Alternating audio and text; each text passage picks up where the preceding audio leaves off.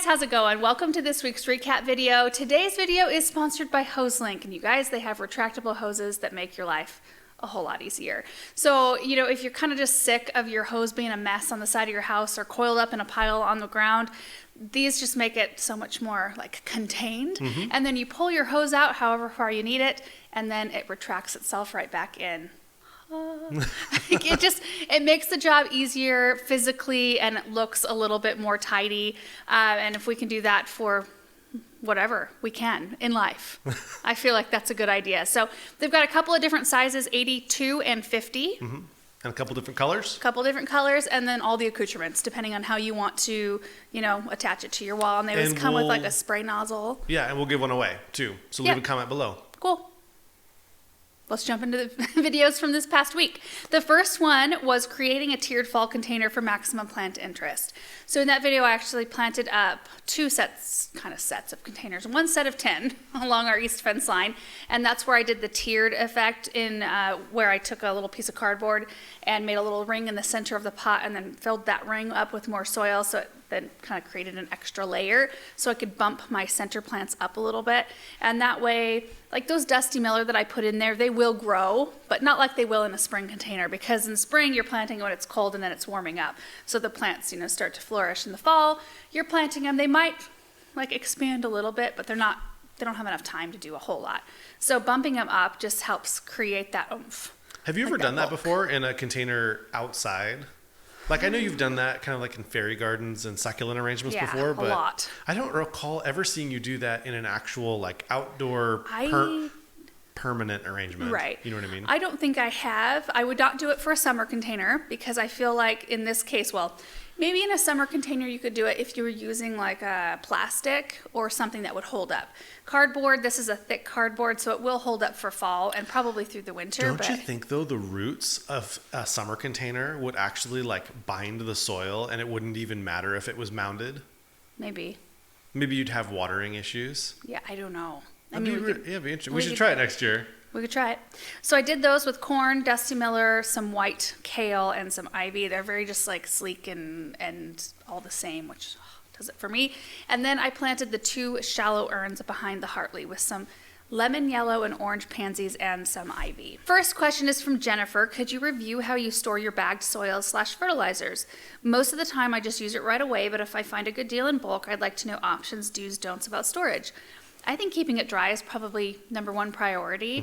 We used to store it in here. We've kind of evolved, like everything's sort of evolved, but we'd get, what was the brand of shelf? Husky Just shelf. A Home Depot, whatever is available. Yeah, and we just kind of stack things up on those shelves. And now we get things in like bigger bulk, so we get pallets of things and we just throw tarps on them, because all the pallets, my goodness, all the pallets that we have of product are all exposed. Like none of them are undercover. Yeah, now it's so much more effective, cost-wise. So we'll either get stuff directly from Espoma, because we work with them, so they'll provide us some things, and we'll get that in a palletized form. Or if I need something, I'll just call your dad or I'll text him. And it usually makes sense just to order some, because we go through so much of things. And even if it takes us like 1 or 2 or 3 years, it's still cost effective to just get a whole pallet. Yeah. And, that way I don't know if you get like a bulk discount when you order in larger quantities, but it's easier just to throw a tarp over it and just get to it when you get to it. Yeah. Most of the time it's totally fine. I did notice at the very bottom, I got to the bottom of the potting soil pallet the other day, and there were little black ants. Oh, really? I'd never seen that before, and it doesn't hurt anything. They're not hurting anything at all. I still use the soil. In fact, I think I used them for that project. Yeah. But yeah. They're just setting up a little kingdom down there. Yeah, probably. They're like, what are you doing to my home? Yeah. Sally Thompson said, love the way you blend your videos. What video editing software do you use? Final Cut Pro. It's the best. What is the one that everybody else uses? Yeah. Adobe Premiere. I think Adobe Premiere is like the standard, maybe like industry standard, but I'm not a PC guy, and I feel like Final Cut Pro, if you want to edit quickly and you want to get your videos out quickly, and you don't want to you're not necessarily a professional, but you're just trying to get content out quickly, I don't feel like there's there's any comparison. It's like Final Cut Pro is probably the best. I have heard a lot of good things about DaVinci Resolve, but I feel it's like free, and I feel like it's the people who don't want to pay for stuff.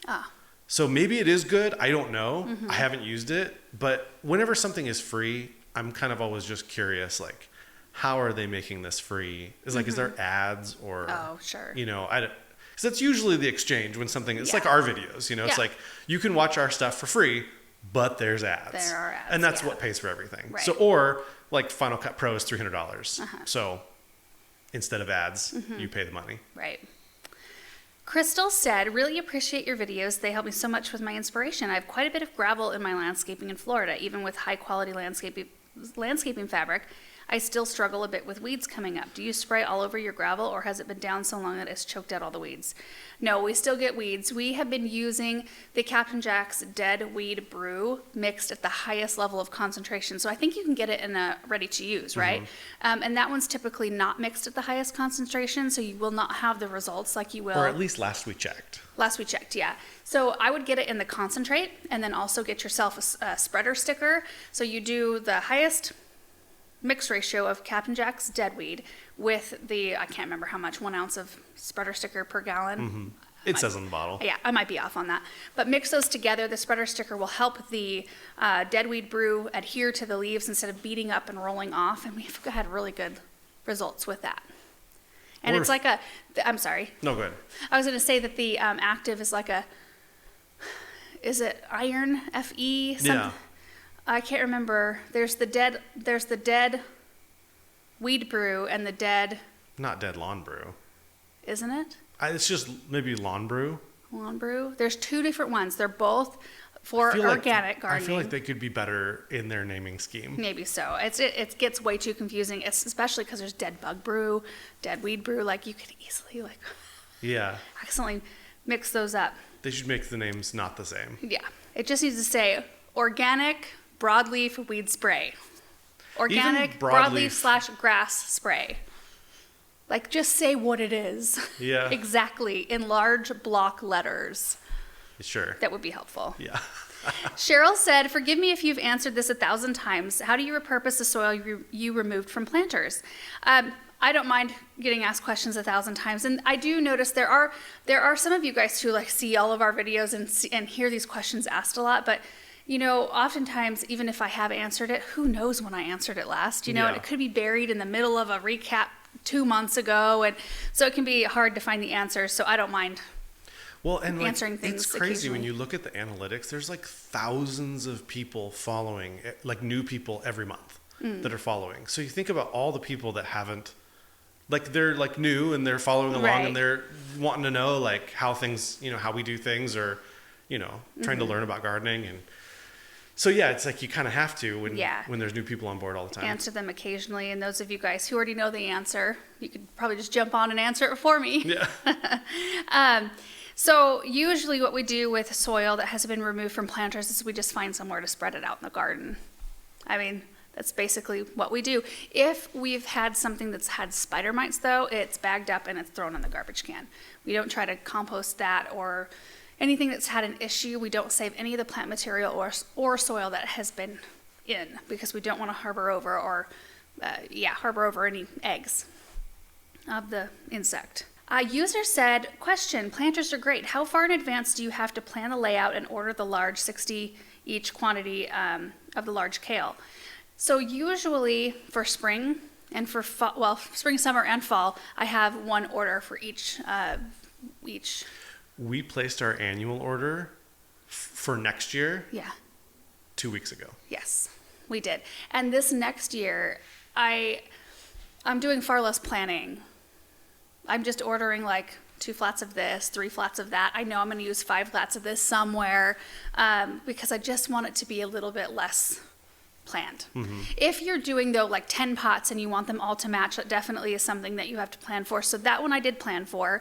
What else did I plan for? Anything in particular, large scale? We don't have to plan as hard as other people, though, just because you can call your mom and be like, can you see if you can add on this? Yeah. It's that's really nice having that Yeah. connection. Although, I mean, other people do that with your mom too. It's not Yeah, no, it's not she we're does it a special. lot.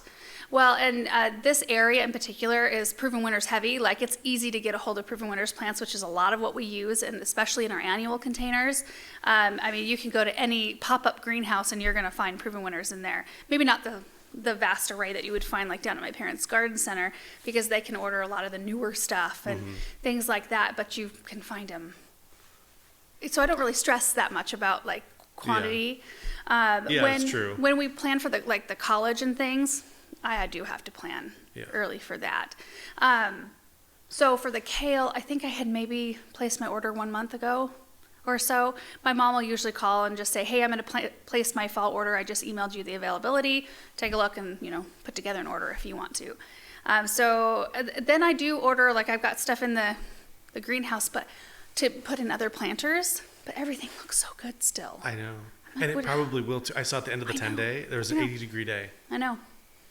It's like, I hope I'm going to be able to use that stuff. This is such a nice time of year Yeah. for our area. What would you say, like April through June, and then like September and October? Half of September Yeah. and October. Well, this year, like almost all of September. Yeah. Typically, though, it's still pretty hot going Yeah. into September. Whatever happened with the drainage in the shallow urn? Plugged? Yeah, I don't know. I cleaned all the soil out. There was nothing plugged in the hole.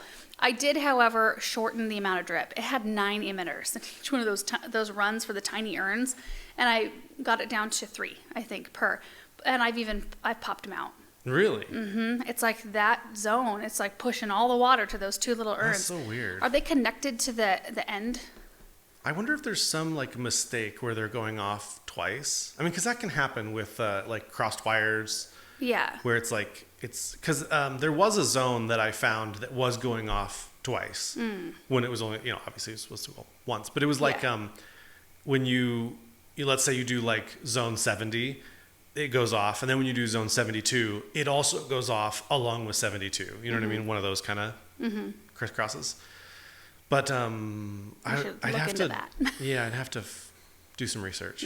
Okay, next video is the beginning of our pumpkin and squash harvest. So I got out there and harvested whatever was ready to be harvested. I went over some of the indicators, like what you can look for to know if your squash is ready to be harvested. I started with a massive winter squash plant in our greenhouse that just popped up out of nowhere. We've been babying it all season. It was just huge, and it could have probably kept going. It would go even longer if we closed the sides and let it heat up in there a bit, but it's just in the way. Like, we couldn't move around in there very easily anymore. So we started with that one. Got quite a number of them. I never counted or anything, but we got quite a number of pumpkins and squash sitting in here in the barn. I've used a few of them for decorating. But it's always really fun. I didn't see a single spider, not even like a good kind of spider. I didn't see black widows out there, which I thought I was going to, so the kids were able to join me for part of it, and they were having a fun time. They loved it. Sarah said, will you do the chop and drop method with the vines in this area? No, the vines will go to Bethany's pigs. That's such a great Pigs will eat anything. resource. I know. As things like Paul's just been filling up the back of his truck with all of our tomatoes. I think I planted 30 or so out in the new property. So he just, they started yesterday, and he and Bethany just fill up the truck as far as it can fill, and then that's how many tomatoes they remove that day. And then they go to the pigs that night, and so they'll just gradually clean stuff out. And the reason I don't really want to do chop and drop is I'm thinking of doing a cover crop out there. I'm not sure yet what's going to happen. It's possible we may even do wheat. I don't know. So I just want it to be clear. Darla said, what fun. Do you think one of those tiny pumpkin varieties would grow well in a pot or a grow bag with the vines growing out all over the place? Some of those roots seem pretty massive. Yeah, I would definitely, Cinnamon Girl is a really good variety at staying more compact. You can find more compact growing ones. The Jack B. Little is definitely worth a shot. You just have to have room to let it sprawl. And the Jack B. Climb up Little things. is, yeah, it'll climb, it'll root itself into things. So long as you can give the roots enough cool moisture, that's the thing with the one in the greenhouse, because it grew on top of landscape fabric. Like underneath gravel, on top of landscape fabric, the roots were going along the top of that. So it wasn't even really in soil. Yeah. It was just the little bit of soil that has fallen when I do projects in there, but that can't be too much. Anyway, I think it's just a matter of keeping them moist, the roots moist and cool. Erica said, what do you use to get rid of or prevent squash bugs? My pumpkin patch pretty much got destroyed this year. There are a lot of really good like synthetic sprays you can use that will keep things on lock if you wanted to keep the squash bugs away, but it's not something I would do on edibles necessarily. Like you can do a Tempo, and I can't remember what the other one is that my dad would like mix in a little cocktail. Slurry? Yeah. I don't know. And you do it twice. Once the plant starts to vine, that's when you want to get out there, squash bugs or not. You get out there and you start spraying. We've been trying to adopt more organic and more like gentle methods. So we used Captain Jack's Dead Bug and diatomaceous earth. We didn't use the diatomaceous earth this year though. We used that last year, and Paul kept up on that. And we live in an area, many of you know, where we don't get a ton of rainfall typically, so diatomaceous earth just sticks around for a lot longer, and we water with drip. We don't water from overhead so it doesn't get washed off. And that kept them clean last year. This year, we sprayed them a couple of times. Once they started to vine out, we did the Captain Jack's Dead Bug, which is the spinosad-based spray.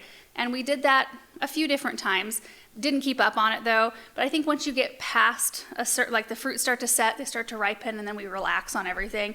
So there are squash bugs out there, and there's like the Cinderella was particularly plagued, and the sweetmeat, particularly plagued with squash bugs. So they're out there right now, and I think it's just a matter of getting after it as soon as the plant starts to vine, and then staying on it. If you can do a weekly spray of the Captain Jack's Dead Bug, that's probably the best route to go. Is it like impact is the wrong word? You have to like touch them with it, or yeah, the residual on. Like, do you have to get underneath the leaves yes, and stuff? Yeah, that's the other thing, because you'll see the contact. Eggs. Yeah, contact spray. But the eggs won't be affected by that. You'd have to do with some kind of like an oil that will smother them out. What I do though is I hand pick eggs when the vine crops are a lot smaller. After that first spray, I can go through and I'll lift up I spent a lot of time out there lifting up every single leaf, and I would just crush eggs every time I found them, and that really helps too. It's one of those things that unless you're wanting to use like the big gun chemicals, it's really hard to keep the squash bugs at bay. It's just diligence. Honestly, just being on it and keeping on it. Catherine said, I've tried for many years to decorate with pumpkins, especially ones my kids would paint or carve, but squirrels always come and ruin them, just tearing them apart for seeds. Not only is that sad, it makes a complete mess. Could you please explain if you do anything to prevent that from happening to your project, or is it just inevitable? We have squirrels. Yeah. But not like thick. I see squirrels Yeah. every day in our garden, but I think we've got like the same two that run through, and I've never had that issue. I maybe some of you guys who are watching could speak to that, because it's not something like, could you put something on your pumpkins? Maybe like cayenne pepper or something. Yeah, there might be some kind of a repellent you could put on them. I don't know. Again, maybe some of you guys could speak from experience on that. Miss J. Smith said, those little gourds are so cute. What's your plan for them? I could see you draping them out of an arrangement if you left them on the vine, maybe for sticking into wreaths. All of the above. So the Tennessee spinning gourd, tiny little gourds. I first used some of those type of gourds out of my parents' orchard. I don't even know if they actually planted that specific gourd, because when we found them, they were already dried out. So they'd been there for who knows how long. And my mom was like, oh, I don't know. Maybe I planted those. Maybe I don't remember. Just forgot about it. Yeah, well, we do that sometimes. But they're perfect for like putting the gold leaf on. I've worked them into several different decorating projects in the past, and now I'll have a ton of them to work with, which is so exciting. ASLM9XM said, can you do some recipes with the different pumpkins? I love all the different pumpkins in squash. What pumpkin and squash do you recommend for a space of 3 foot to 4 foot? Cinnamon Girl, I just think that's the best pumpkin. It's a short day. It's a very much so compact growing pumpkin, and they're just these perfect little round kind of pie pumpkin look. They're really, and you get a ton of them per vine. Like I think I got 15 off of one vine that I had planted. It was late. It was like July when I put it in the ground from seed, and I still got that many pumpkins. It was awesome. But yeah, we can look at doing some recipes with pumpkins, because we certainly have a lot to work with right now. Victoria said, curious as to whether or not there is a natural predator of a black widow spider. You gonna Google that? And will you try again next year with a natural control of bugs? I'm planning on it. I am seeing little to no thrip activity out in the cut flower garden, like in the dahlias. There's still a little bit in the roses. I mean, there is some activity still out there, but not Not very much at all. And if we get on it early enough next season, I think we can get the problem under control. In the amount of wildlife, insect life that we saw in the garden this year was just incredible. There's still big old bumblebees going around in the garden. In fact, yesterday I was picking strawberries and I could hear them in the foxglove behind me. It was just like this picturesque kind of setting, and I love it. Finding anything? Will birds eat them if they can get to them? They're usually so hidden. It looks like wasps, birds, and small mammals. Small mammals. Like rodents, maybe, or I'd like to see a wasp/black widow fight. That would be interesting. Yeah. Ashley said, I love your channel and find so much inspiration from watching. I'm so happy about that. Thank you for sharing your talent and gift. My question is, how do you keep critters from nibbling on your vine crops? Again, live where we live. I guess. I mean, we have gophers. In fact, I found just today, I think the video went up of me clearing out the raised beds. And underneath one of the vine melons, there was a little hole and a bunch of soil behind it. And it looked like the soil from a gopher mound, but the hole was so small. And I thought, well, what the heck? So I got in there and planted garlic. And so I had to break up whatever was going on in there. And I dug down a bit. The hole is this big. It's just like the entry hole had been like kind of crushed in a little bit. So definitely a gopher, but it didn't eat the roots out from under the plant. It just, I don't know. I mean, I noticed a couple bites in the melons. Yeah. But that's so rare. I see people gardening in cages, essentially, vegetable gardens in cages when you have a lot of critters. I don't know that there's any other way besides just maybe a full cage too, if you deal with deer or birds or rabbits. Probably a full cage if you have birds. Maybe if you're doing like berries and you really don't want them to come in and eat them. Those can be so pretty too. But probably pretty costly to set up like but an aviary with no birds. But the disappointment of growing your things and investing all that time. Yeah. And then not getting anything from them or just seeing them destroyed by an animal. Oh, that'd be so sad. I'm trying to think if there was any thing in particular, like any crop that has been taken. No, we're pretty lucky that way. We really are. Next video is special visitor brings fire to the pond. So Greg Whitstock, Aquascape, he brought up an Aquascape faux stone fire pit. Yeah, but he was calling it a fire rock. And so then I started calling it a fire rock, and now I feel like the name of it should be Fire Rock because it's a lot easier. So he came up, he actually camped. He rented a camper, and he brought the camper up. He camped by the pond, and we set up the fire rock, got it all, like all the goodies for s'mores, and the kids loved it. He brought a big old gift box full of stuff for the kids that they love. Samantha in particular loves this. It's like a stuffed turtle, a green one, and there's a zipper underneath, and you undo the zipper, and a bunch of little stuffed green baby turtles come out, and she was like, oh, the squeal of delight when that happened. Oh my goodness. Cindy Springer said, have enjoyed this pond project so much. Me too. Your videos are my end of the workday chill time. Question, do you ever keep track of how many steps you get in a day? Well, far less now than I used to. Like at the garden center, I go 10 miles in a day. And now with the gators and things, like we've made it much more efficient. Still, like when you're doing a project out there, you still get a number of steps in, but it's probably not as impressive as you might think. Yeah. The gators and golf cart have made it. You can get so much more work done. Yeah, way more efficient. It's you know what it is? It's like they're forgetting a tool. You go out to work on something and you forget something, you're like, it's a pain to forget a tool, but also when you've got a gator to get you back to the barn to go grab it, it's not that big of a deal. It's not a 10-minute jaunt. Right. To walk to and from. Lori said, lovely space. Curious if you have further thoughts on where you might reinstall the prior water feature.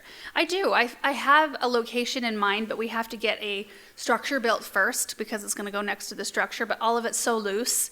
It's somewhere out in the south garden, and it's not anything that will materialize this season for sure. So I think things will probably change what I want over the course of winter. It's kind of nice. We've got so many different things going on at any given time that we don't feel like we've got to get that done at this moment. No, I mean, one of these days I'll start planting up by the brick walkway in front of the house. Like, there's so many areas like that that I just haven't had the brain space to wrap my brain around some things. Yeah, Chris at Green Source in Nampa said, just give me a call whenever you want to put that Aquascape, the one that we used to have in. He goes, it's like if we just bust it out, it's like a half a day project for us. So just To me, I'm like, oh, I mean, if you're a professional. yeah, he knows. He was like, just let me know, we'll just fit it in. And I was like, oh, that's so nice. Yeah. Deb Terry said, just curious how long a tank of propane lasts. We don't know. No, time will tell. We've been using it almost every night though. Yeah. There was one night in there we made a wood fire at the fireplace. Also, I ordered the correct, what I think are the correct extension cables and hoses to be able to run, in the video. So I actually edited that video and I cut a little bit of Greg being like, Aaron didn't measure right. I left a little bit of it in. But the thing is that with that Fire Rock, you have to get it like 12 feet, I think. No more, the conduit can't be any more than 12 feet. And that doesn't give you a lot of distance to put your control box and your tank away from the Fire Rock. And I did want it hidden. I didn't want it really in a place where you could see it. So I ran the conduit about, 20 feet maybe. So Paul and I are going to try to extend it. But Greg said that you can't extend it, but I think maybe you can. So we'll see. Abernell said, I noticed that on Instagram you posted a picture of this 5 days ago. How old are your videos? Well, that one we had to wait to post because I think Greg's turnaround time on videos is a little longer. Yeah. So if, somebody's doing a special project here, we will accommodate whatever their schedule is. So here's the deal. That one went up on Monday. If it would have been chronological, it would have gone up on a Thursday. Yeah. So we waited Friday, Saturday, Sunday, Monday. 4 days. So yeah, it would have gone up. A lot of times our videos are like, it's not the next day it goes up, it's the day after that. Yeah. Because the next day, if you film a video, getting it up the next day, because you'd pretty much have to edit at night to get it up the next day. That's not really possible. So it's like you film it one day, you edit it the next day, you post it the day after that. I don't like to be more than 3 days ahead. Like if we start a week with Monday, Tuesday, Wednesday videos being done, that's kind of a good feeling because then if what if I come down with a cold or one of the kids is sick and I need to take a day off or whatever, I can do that if we're just a couple of days ahead, but I don't like to get any more than 3 because then it feels wrong because it's like, hey, it's time to plant spring crops. But if it goes out the next week, you've missed a whole week. After talking with Greg, he posts 6 months out. So he'll go on, he went to Australia. I don't even know if the Australia videos have been out yet, but he left 3 months ago or whatever it was. So he's got a lot of stuff going on. Yeah, he does. But I was like, don't people realize that the timing is off by 6 months? It must Pretty not. Ponds, who cares what time of year you're watching it? It's just all good inspiration. But for us, it's pretty much just most of the time it's a couple days. Yeah. Also, what happened to the Garden Answer Espanol? Last video was posted 3 years ago. Why did it stop? Who used to translate? Well, we hired a company to do it, and it was just it cost us more money so it took up our time and our money. Yeah. It didn't pay for itself, and we just couldn't, as a business, we just couldn't justify, It's really expensive. It's not even a little bit expensive. It was a lot. I want to say it was, after all said and done, several $100s per video. And most videos just don't make that much. And also our content has sort of changed where we post really long videos. So if you're translating a 3-minute video, that's not that hard. But if you're translating a 30-minute video, like many of ours are, that would be a couple $1,000s to translate videos that long. And I know that there's AI tools, and I think we're probably getting really close to the point where you're going to start seeing apps and stuff that just do that automatically. And you won't even need a Garden Answer Espanol. YouTube will probably just include play this video in Russian or in Mandarin or whatever, and it will just do it. I saw a video actually. Remember the old Prank versus Prank? What were their names? Gina and Jesse. Jesse. I remember that. Yes. Yeah. Okay. They were big YouTubers when we were starting. They were big time. He posted a video on Twitter recently where he showed AI actually moving his mouth. So it was translating it using his voice into other languages, but also moving his mouth at the same time. So it looked like he was speaking that native language. That's pretty cool. Yeah. I'm excited for that to happen. Miss Lisa said, "Be honest, Laura, how badly do you want to change the color of the glass?" Well, I have. It was funny because I didn't even think about it, honestly. I didn't really even have a whole lot of time to think about the fire rock because I didn't know exactly what was going down in that space. So when we went down to the garden center to pick it out, first of all, I don't know what kind of material is proper to go in with fire, what can hold up. And so he was mentioning lava rock or glass, and I just thought, okay. So when we were down there and there was tons of different colors, I just was relying on his, just pick what you think would work, and I'm going to go with it. And he even said, and this is probably off camera, he's like, you can change it out tomorrow if you don't like it. That's the cool thing about, and he might have said that. Yeah. That's the cool thing about this fire pit is you can just scrape those rocks off, save them for another day, and put something else in.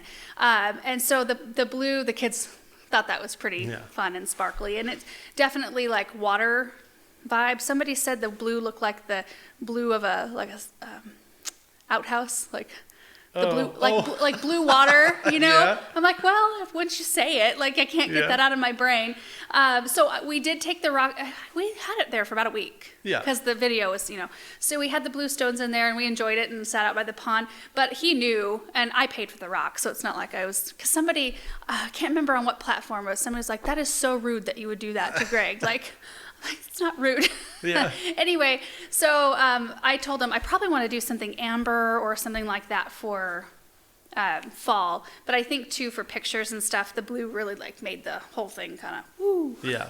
Okay. So also behind the scenes, when I told you that Greg was bringing some type of a fire rock, you were kind of like, "Is that going to work?" And I told Greg that, and that's why he was like, "Now I hear you're concerned." You know what I mean? In the video. Well, I didn't know. I had no idea what it looked like. I just knew that something was coming. Yeah. That was faux, and I'm always a little skeptical of anything that's faux. It worked out though. Yeah. It looks pretty good. It really does, and honestly, it's kind of a footrest at the same time. Yeah. So Aaron and I just kind of kick back in those chairs, and the kids run around and play. And Greg told me he was like, "Well, look, if Laura doesn't like it, she's got 8 acres that she can put it somewhere else on the property." Yeah. I was like, "I'm pretty sure she'll be okay with it." Yeah. Anyway, so we changed it out for black. Well, it's like charcoal. Yeah. Lava rock, and it looks so good. I posted a thing on Instagram, and the whole comment section was like, "We knew you would do that," and I did save the blue rock though. It's in the barn, and we might bust it out for summer or a special occasion or something. You'll probably keep it in the barn for a long time, and then bust it out for some fairy garden. Fairy garden. I know, like a little river. Yeah. Fairy garden. Linda said, "Benjamin is so special. What a blessing." He sure is. Both the kids are such good kids. Question: do you have to be careful of herons swooping down and catching your koi? How do you protect them from aerial predators, or don't you have to worry? I haven't seen any. I mean, we do have herons. We do have hawks. I don't know if those. What would you do though? Well, there's a fish cave, and I don't know if fish are I don't know what's going on in a fish's brain. Do they see something and do they go hide real fast? Because they do hang out under the fish cave quite a lot. I have never seen a bird out there yet. That doesn't mean that it couldn't happen. There was one day, though, that I went out there. I'm like, where'd they go? And this is after Greg brought those other 4 koi. So there's 10 koi in there and that shark. And I didn't see a single fish, nowhere in the pond. And they usually, they sense your presence, and they aren't comfortable enough to come up to me and eat out of my hand yet, but they come close because they know usually we have food. And nothing. For the longest time. And then I got my phone out, and I was about ready to call your number and be like, well, I checked cameras first to see if I could see anything that had swooped down, and I couldn't see anything. And then I was getting ready to call you, and one of them came out from underneath the fish cave, but I couldn't even see tails. I don't know how all of them are fitting under there, side by side, apparently. What would you do if you did have issues with birds? Could you put a net? Is there I know there's safety nets for kids. But is that a thing that you'd want to do in your pond? Well, is it worth it to have, to have it at that point? Oh, I don't know. Oh, to have fish. To have fish. Yeah, I don't know. Yeah. Anne Bergquist said, "Love the new stone fire pit addition to the pond. Does the top area of the fire pit need to be covered in the winter when not in use to protect the burners from the wet rain, snow, and so water doesn't collect in the burner element area?" He didn't say anything about that, and it went through some rain the other day. Yeah. I don't know. In fact, when I took the blue stones out, there was some water below the stones. Is there, there's got to be were there any holes to let water? There's got to be drainage. I'm sure. Yeah, because it wasn't pooled. It was And just wet. And the whole, there's got to be drainage.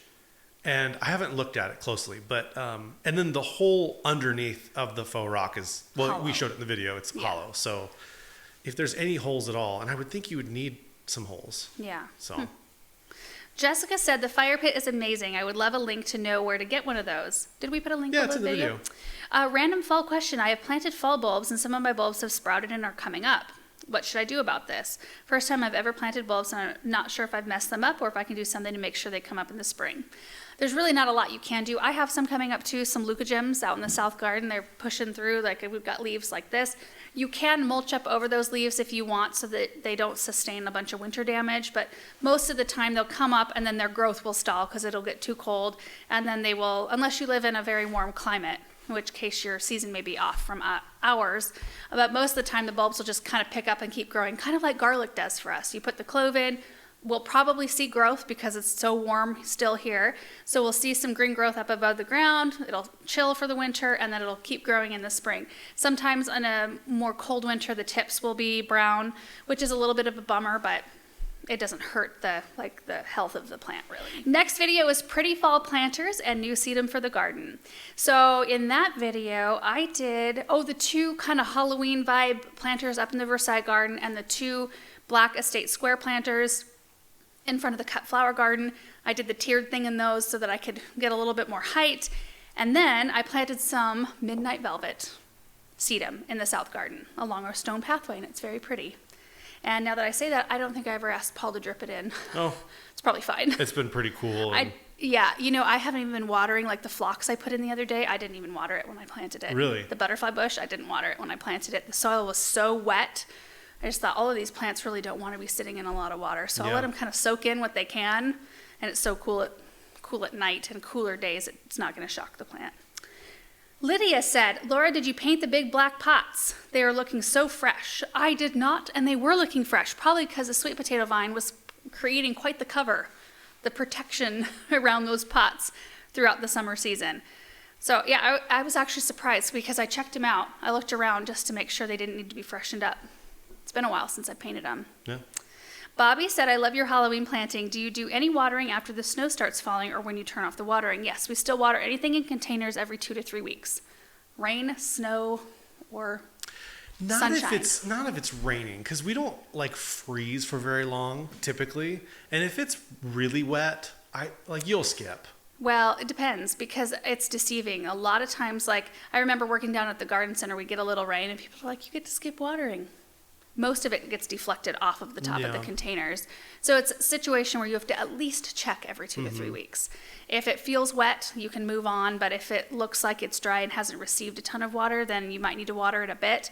Definitely the amount that you put in the pot is going to be a lot less because they're not utilizing a ton of water. You're just trying to make sure that the root ball doesn't completely dry out. It's just like a lightly damp sort of situation. SMA Flenna said, what kind of temps will those container plants last until? A good hard frost. I would say low 20s. And even then, the cabbage and the pansies will kind of and then they perk back up if it's a sunny day. So they can go quite cold.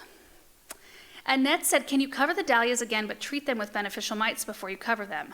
Most of the beneficial mites will not return. I asked about that and they said maybe a 10 to 20% return on the predatories.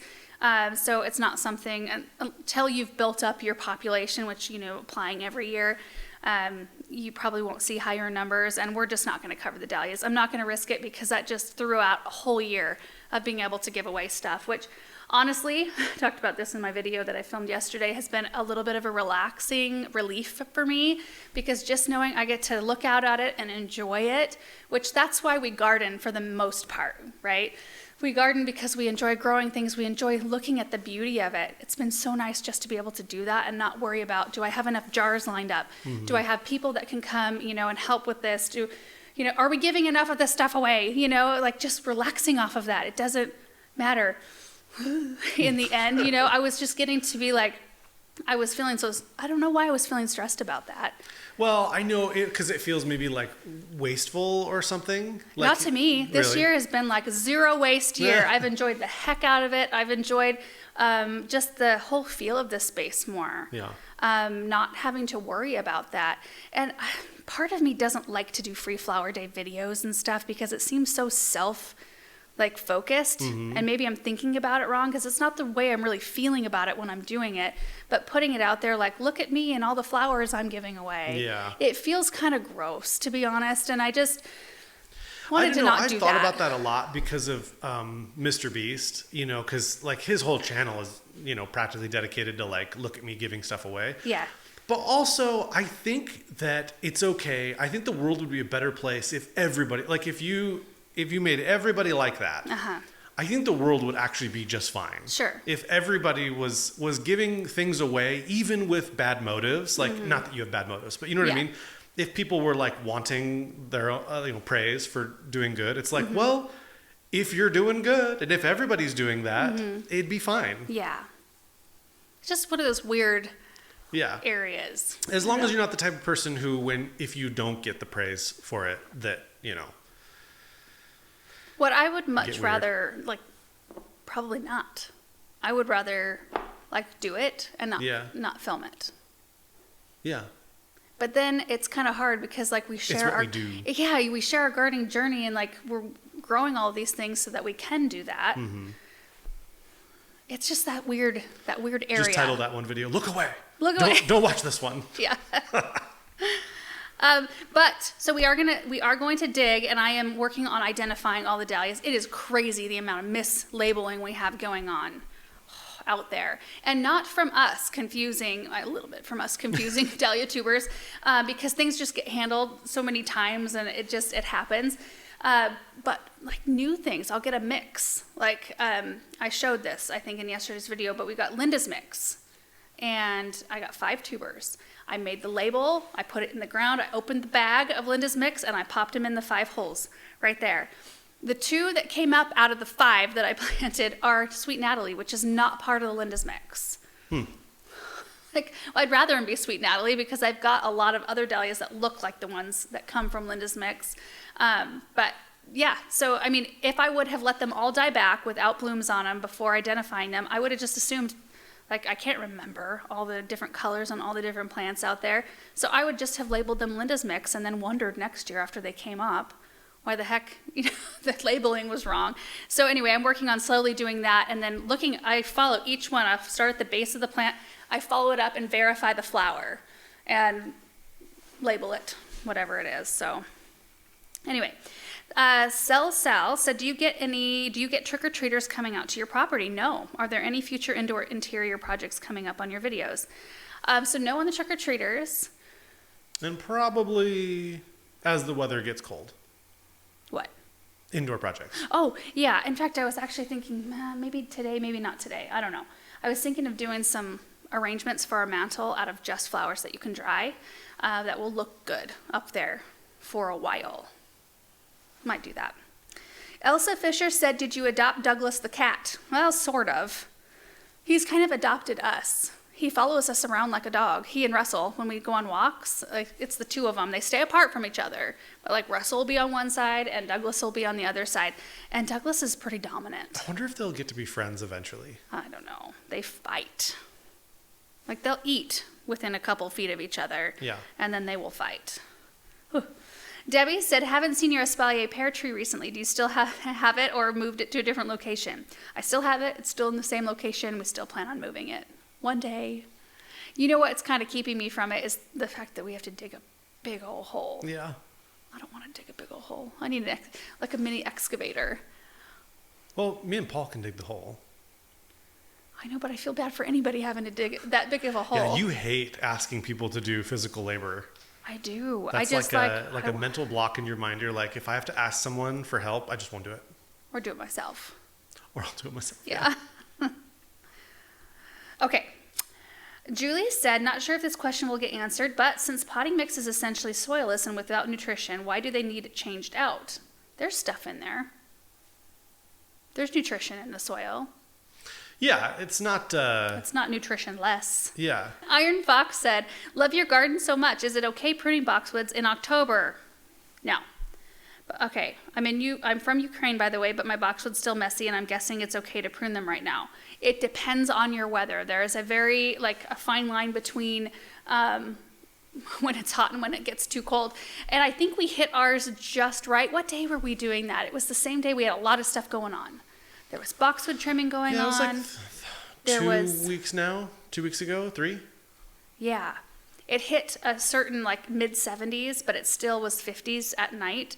And if you can hit it to where it's below 80, but it's not getting below 50 at night, I feel like that is just the sweet spot to get it done. And oftentimes, this year is an exception, but oftentimes we don't have a huge window to get that done. And that way, when you trim your boxwood and expose all of this undergrowth that hasn't received any, full-on sun or wind or all of that, I don't remember where I was going with that. Anyway, so yeah, if you hit it at the right time, then that exposed stuff has a chance to acclimate before it gets cold. If you do it at the wrong time and wait too long and expose that fresh growth or that tender growth, and then it gets cold really fast, you can get winter tip damage, like brown tips all over it. It can cause some damage to your boxwoods. So just watch your weather and see what you got going on. I think if you have a good solid week of milder temperatures after you prune them, that's probably enough. And the last video from this week was new load of houseplants at the garden center tour. I was just amazed. So, we go down to the garden center all the time, but only after certain loads am I like, oh, we need to come back down, because I think you guys would enjoy seeing some of these things. Ton of them were from the Proven Winners Leaf Joy collection, which I have never seen in real life, just pictures of them, and they were big. They weren't just little. They looked really good. Yeah. I don't even know. Not that I thought they wouldn't, I guess. But these were really robust and particularly good looking. I think, if you don't know, we work with Proven Winners. I think one of the reasons that they haven't sent out is because they just think that you are houseplants are dumb. Which during the summer, you kind of I treat them you feel that way. Yeah. And I was like, if you wanted to send any, I think Laura would love it, but it's got to be winter time. Mm-hmm. She'll love them in the winter time, and then she'll forget about them next spring. Yeah, 'tis true. I have a love for things outside. Yeah. And I do love having things to work on in the wintertime. So that naturally the amount of houseplant, content that we make, I guess, the amount of projects we do with houseplants will increase. And I do think they're pretty. When I go into a home and I see green things, scattered about, I think that's really nice, and it brings some life to a space. I just really don't like taking care of houseplants. I don't want to groom them. I don't want to water them most of the time because I make a mess with the water, and then I have to get a towel out and make sure my surfaces aren't going to get damaged. I don't know. Anyway, there were some beautiful houseplants down there, and we did the tour after they closed. So usually when we go down there, there's so many people around that it's hard, because I don't want to have the camera out and make people feel uncomfortable or make them feel rushed to move to a different section. So it worked out perfectly. Judy said, would you consider doing another Hypertufa video? We should. I've actually been thinking about it a little bit, on and off. Definitely something we should do for this fall or winter. Nisha Bella said, I've had a Zebrina and Friedeck for years that were not sold as Proven Winners plants. Does that mean that they just bought the rights to those afterward? Probably. Yeah, probably. Or they could be slightly different, but it's also very possible they just bought they paid the royalties to the breeder, or however that works. Mm-hmm. Yeah, certainly. Yeah, oftentimes the things that make it into lines like that, for Proven Winners in particular, is they have pitted it against other varieties that are similar or whatever, and that it has to be something that either performs the best, or it's got some unique quality that nothing else has, It's interesting when we started to learn more about how all of that worked. Yeah, I can certainly see, if Proven Winners is trying to cultivate a line of houseplants, they're going to want some new varieties that people haven't seen before. They're also going to want some tried and true things that are just great. Yeah. And that way they can kind of come up with this whole, collection. Mm-hmm. They could say, this is our collection, and we've got some that, everybody knows do really well, and some new stuff. And so I can totally see them trying to fill out an entire line. Yeah. Where some are new and some are not. Right. 3L3 Lala 13 How do you guys come up with your names? Proven Winners has provided your mom's store with some really interesting, uncommon, and beautiful philodendrons. There are at least 4 that I want already. Does your mom get to request specific plants from Proven Winners when she orders plants from them? She's not ordering from Proven Winners. She's ordering from a grower that grows the Proven Winners line. And I don't know what grower that is that they got them from. At my local box stores, all we get from Proven Winners are calatheas, beautiful, but I'm not wasting my money on them. Ficus, calatheas are kind of hard to take care of. Ficus, alocasia, and the common philodendrons like red Congo. Yeah, so I think it just depends on who, like, the buyers are able to buy from, grower-wise. Because Proven Winners is not the one growing these on and then selling them, to retailers. Do they do that a little bit, though? I don't know how their Leaf Joy Well, yeah, I don't know line who works they exactly. have. I mean, Proven Winners works a lot with partners.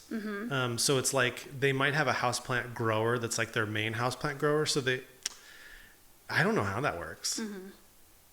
I don't know if they have one person growing all the. Okay, so like caladiums, I know that's all Classic Caladiums. That's the company that partners with Proven Winners to bring Proven Winners caladiums. Nobody else grows caladiums, as far as I know. Right. So with houseplants, maybe it's just a single grower that does it all, or maybe they're across the country. I'm not sure. Yeah. Sandra said, thank you for this nice video. I've had a Dracaena with 3 stems, different heights, but the lower 2 unfortunately died. Now I'm left with 1 long bare trunk. Is there a plant I can use to cover up the trunk and use as a kind of underplant? You could do something like a Schefflera. You could cut the top of your Dracaena off. I recently did that. Let me show you. Aaron, do you remember that super long trunk Dracaena that I had on the floor? Remember? Wow. This is it. So this was like 3 feet tall, and it was all like bare, and there were some burned leaves like down here at tip burn. So I stripped all the bare leaves off. I cut it off. I think this stem actually goes almost down to the bottom of this pot. I clipped it off, and then I stuck it in water, which I typically don't do, and I don't know if that was actually necessary, but I just wanted to be able to visually see what was going on with it. And it did sprout roots. It took a little while. It took a few weeks to sprout roots, and then I just potted it up in some new potting soil. So that's something you could do, kind of start over with it instead of trying to limp along some kind of arrangement that doesn't really jive, It's definitely a risk, for sure, but I kind of like tidy looking, compact sort of situations. So see, sometimes I do take care of my houseplants. After they get real bad, I'll lop off the top and see if I can propagate it. Our local garden center has their houseplants in a big old greenhouse, very warm and humid. Is it humid in these rooms at your parents' place? No. They can get a little bit on the humid side in the summer in that glass area where it gets like pretty hot, but it's pretty dry here. Does someone come and mist all of them all the time? No. I brought home a dragon scale alocasia last year and can't begin to have enough humidity for it to thrive. A lot of times they do the trays with the pebbles, the water in it. I misted when I was down there sometimes, and I didn't see any difference, and our water is so hard that it would eventually leave hard water spots on things. So we try not to hit the leaves with any of our water that comes from any of our tap or faucets. Wendy said, your parents' garden center carries such a beautiful and large variety of houseplants. Can you do a tutorial on how to grow any of those climbing varieties that grow up the poles? I never know how to continue to stake them as they grow bigger. We should do something like that. There were some nice ones that had started on poles. And last question, Art by LA Co. said, how are your lithops doing? I purchased one after seeing it in your video last winter and I killed it due to overwatering. I don't have the overwatering problem in my life. This is my only lithops. Right here. It's looking good. And that's it, you guys, for today's recap video. Again, thank you to HoseLink for sponsoring today's video. To enter the giveaway for one, you guys, all you have to do is leave a comment down below this video and we will choose a winner. A nice one. Nice comment. A nice comment. We will choose a winner in 1 week's time. Right? And we will update the description of this video. So if somebody says that you won, if your name is not listed in the description of this video, and it's false. It is false. You did not win. Yes. Don't get scammed. Anyway, thank you guys so much for watching this video. Hope you are having a great start to your week, and we will see you in the next one.